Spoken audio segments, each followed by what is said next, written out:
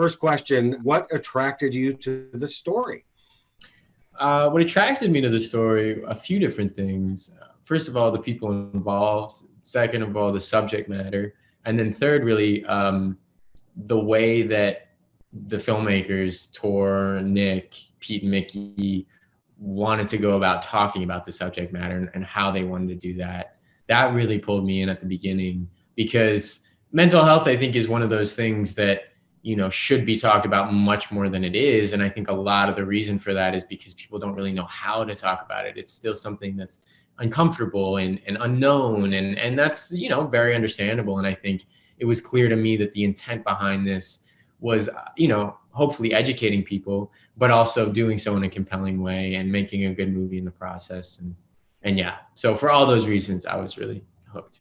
How did you prepare? Were you doing it all on your own? Did you dig down with some research on mental illness?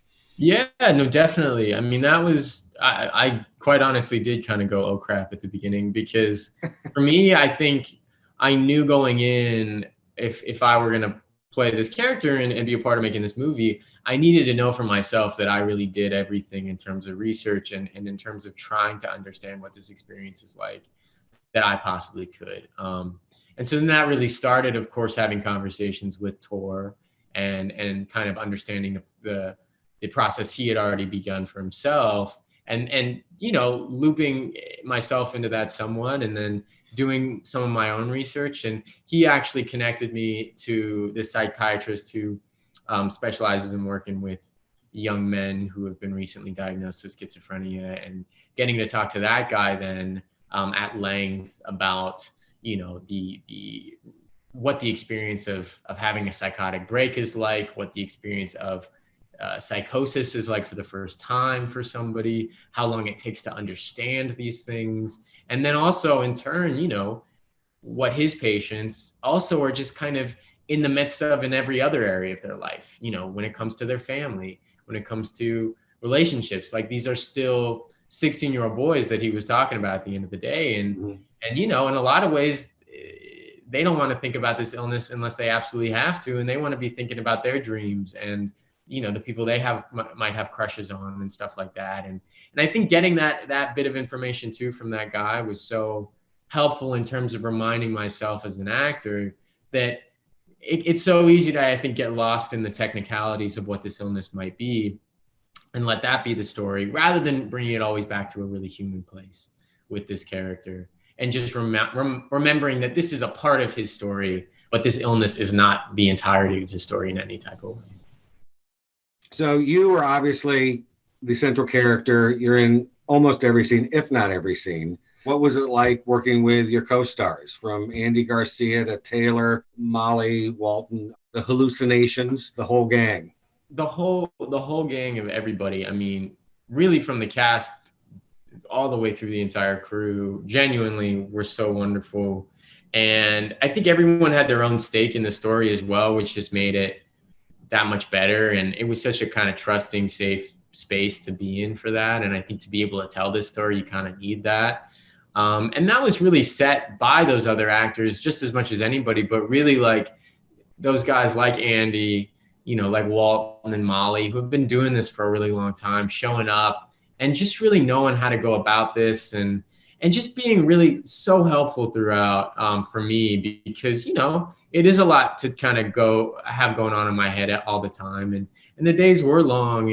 And even if you have the greatest team and greatest producers and all that stuff in the world, it is what it is. And it can be really tough at times, but being able to look to them for support, and then likewise being able to look to like Pete and Mickey as well, like from all angles, having that there was so helpful. But they just bring such life to these characters in ways that I think are just essential to the story, especially with those hallucinations. Like, I think if you didn't have good actors playing those parts, they could so easily be written off.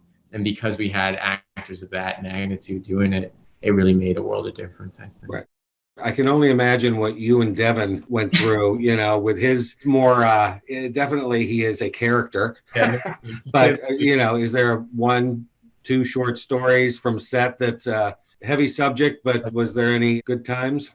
Definitely good times. Definitely good times that we had. I'm just trying to remember like a specific thing that was funny. I mean, honestly, yeah, getting to work with Devin, he was just always making me laugh. I mean, he's a really funny person naturally, but then when he's showing up and he's just in the bathrobe and the boxers and, he's very much in the spirit of the character, I think it was really hard to keep a straight face. And quite honestly, Andy as well. I mean, he would kill me. He would crack me up so much. And I think that was also tough because obviously, again, like, I think Adam is really, for a lot of the movie, in a pretty chaotic headspace. Mm-hmm. And so having these guys that would, accidentally pull me out of that with their charm was sometimes, tough, but well worth it in retrospect for sure. No, that's great. Andy said he loved working with you, and you guys did have a good time in that confessional, take after take. So. I know he really would kill me with his little awkward comments, just under his breath and stuff. Not wanting to pry, but obviously one component of the film is about secrets. You have, Adam has his secrets, Maya has her secrets. Looking back, is there anything from your childhood that was kind of, you thought, oh my God, if somebody finds out about this, my life is over type of scenario? Or is there something like that? Yeah, I had such a specific upbringing in that I started working when I was 10. And so I think I just kind of had a different, I think I experienced the normal, like, embarrassing things that people, go through in growing up, but nothing that ever felt like, oh my gosh, I have to hide this from more. Even like, I think that more kind of manifested later for me, because I wasn't really in that environment, in that school environment with kids, and I wasn't having to think, I was just with my family, and obviously, they know everything about me, better for worse. So yeah, but I think later I've really been able to kind of to learn that lesson and have a better understanding of